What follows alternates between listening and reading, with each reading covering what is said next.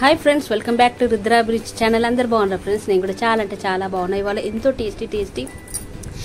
శనగ పప్పు చెగోడి చాలా టేస్టీగా ఉంటది ఇట్లా నోట్లో వేసుకుంటే కరిగిపోతుంది శనగ పప్పు మంచిగా క్రిస్పీగా కాల్చిన కదా అట్లా ఇంకా ప్రాసెస్ కి లో వెళ్దాము నేనైతే ఆ కప్పు తోటి ఒక కప్పు బియ్యం పిండి ఒక కప్పు మైదా పిండి తీసుకున్నా సేమ్ క్వాంటిటీ తీసుకోవాలి ఫ్రెండ్స్ తీసుకున్నాక ఒక కడాయిలో ఏ కప్పుతోనైతే తీసుకున్నా అదే కప్పుతో 2 కప్పులు నీళ్లు పోసుకున్నా ఉప్పు కారము ఇంకా కొద్దిగా ఫుడ్ కలర్ కూడా వేసేసుకొని అది కొద్దిగా మరిగేటప్పుడు ఈ పిండి అనేది నేనైతే ఏదైతే తీసుకున్నానో అదైతే వేసి మొత్తం కలిపేసుకొని మొత్తం చుట్టూ కలిపేసేసుకోవాలి ఇంకా మూత పెట్టేసేయాలి ఆవిరికి మంచిగా అవుతుంది ఆవిరికి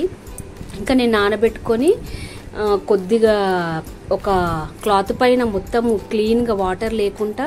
మంచిగా ఎండబెట్టి పెట్టిన అంటే తడి లేకుండా శనగపప్పు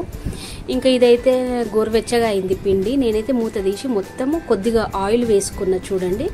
ఆయిల్ వేసుకొని మొత్తం చాలా గట్టిగా పిసికి పెట్టుకోవద్దు నార్మల్ గా అంతే నూనె పోసుకొని గోరువెచ్చ పిండితోనే ఇది అయిపోతది మొత్తం చాలా స్మూత్ అవుతది ఒక గిన్నెలో అయితే తీసుకొని ఇంకా నేను ప్రాసెస్ కి వెళ్తున్నా ఎలా చేయాలో చూస్తా చిన్న ముద్ద తీసుకొని కొద్దిగా మళ్ళీ పిండి ఆరిపోతదని ఒక క్లాత్ అయితే కప్పేసిన దానిపైన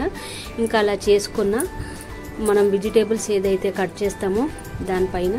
అలా చేసుకొని పప్పు జోడు అలా పెట్టి దానిపైన చూడండి ఫ్రెండ్స్ అలా చేయాలి రోల్ చేయాలి మొత్తం దానికి పప్పు అనేది పట్టేసేసుకుంటది ఇంకా మెల్లగా ఇట్లా కలిపేసేయాలి ఫోల్డ్ చేసేసుకోవాలి కార్నర్స్ అంతే ఎంతో టేస్టీ శనగపప్పు చెగోడి చూడండి అన్నీ అలా చేసి పెట్టుకున్నా అక్కడనైతే ఇంకా స్టవ్ పైన అయితే నేను నూనె పోసి సిమ్లో పెట్టిన చాలా లో ఫ్లేమ్లో కాల్వాలి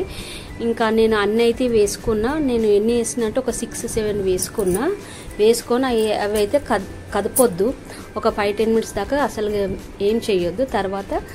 లో ఫ్లేమ్లోనే కాల్చుకుంటే లోపట అనేది ఉడుకుతుంది క్రిస్పీ అవుతుంది చాలా టేస్ట్ అయింది ఇంకా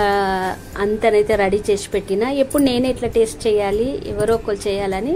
మా హీరో నానిని పిలిచిన వాడంటే నాకు చాలా ఇష్టం చూడండి వాడు ఒక్క చిన్న పీస్ తిని సూపర్ ఉంది అని అంటుండు చాలా బాగుంది